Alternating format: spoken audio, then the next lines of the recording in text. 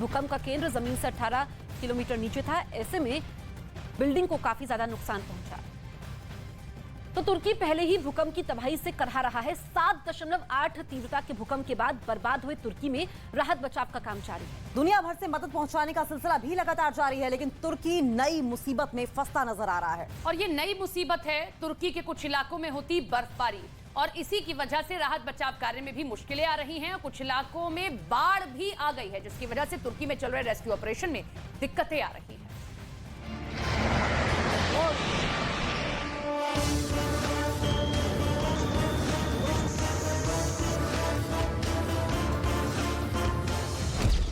तबाही के बीच नई मुश्किल में तुर्की। भूकंप के बाद तुर्की पर एक और अटैक।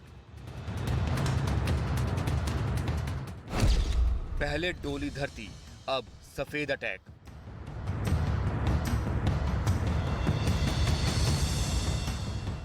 सदी की सबसे बड़ी तबाही झेल रहे तुर्की पर नई मुसीबत आई है।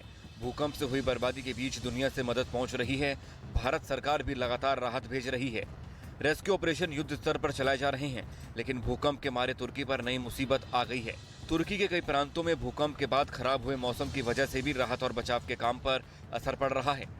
सबसे ज्यादा परेशानी मलात्या प्रांत में रहने वाले लोगों को हुई, क्योंकि वहां हो रही बर्फबारी ने लोगों पर दोहरी मार की है। विनाशकारी भूकंप से तो लोगों ने किसी तरीके से अपनी जान बचा ली, लेकिन लगातार हो रही बर्फबारी की वजह से वो अब सड़कों पर रात गुजारने को मजबूर हो गए। कड़ाके की इस ठंड में ज्यादातर लोग अपने घरों में इसलिए नहीं जा रहे हैं क्योंकि अब वो मलबा बन चुका है। बताया गया कि उस मलबे में कुछ लोग अब भी दबे हुए हैं, लेकिन खराब मौसम की वजह से वहां राहत और बचाव का काम शुरू नहीं हो पाया। वहीं तुर्की के हतै प्रांत में भूकंप के बाद कुछ इलाकों में आई बाढ़ लोगों के लिए परेशानी का सबब बन गई है। बर्बादी के बीच आई बाढ़ में सड़कों पर पानी ही पानी दिखाई दिया, जिसकी वजह से इलाके में रेस्क्यू ऑपरेशन प्रभावित हुआ है। तुर्की पर टूटा कुदरत का कहर।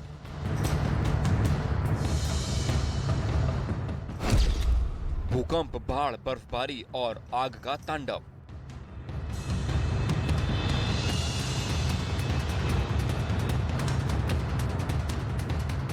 तुर्की के हतै प्रांत में भूकंप के तेज झटके आने के कई घंटों बाद भी तबाही खत्म नहीं हुई। इस प्रांत का अहम बंदरगाह भी भूकंप के चपेट में आ गया था, जिसके बाद वहां लगी आग और भड़क गई। उस बंदरगाह से सामने आई तस्वीरों में दिखा कि वहां आग इस कदर फैल चुकी थी कि उसे बुझाना बेहद मुश्किल हो गया। एक एक कर वहां के कई कंटेनर आग की चपेट में आ गए थे। इसके बाद तो वहां से आसमान छूती लपटें उठने लगी और काले धुएं का गुबार पूरे इलाके में फैलने लगा। वहीं एक दूसरे इलाके में भूकंप की वजह से जमींदोज हो चुका एक अस्पताल नजर आया, जो पूरी तरीके से मलबे में तब्दील हो चुका था।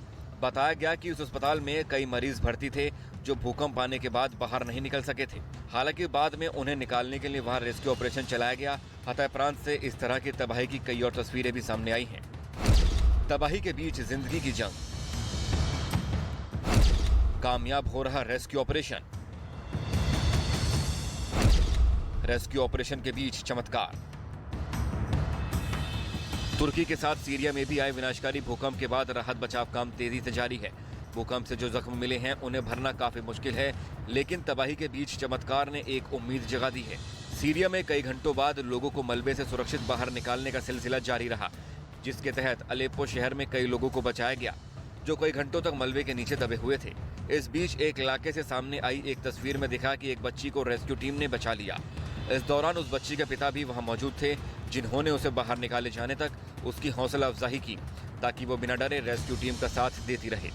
इसी तरह हरम शहर में भी 2 भाई बहनों की जिंदगी बचाई गई, जो मलबे में लगातार कई घंटों तक फंसे हुए थे। भारत की एनडीआरएफ टीम भी अलग अलग इलाकों में रेस्क्यू ऑपरेशन चला रही है। इसके साथ ही न्यूज़ 18 इंडिया की web series FIR number 208 streaming today.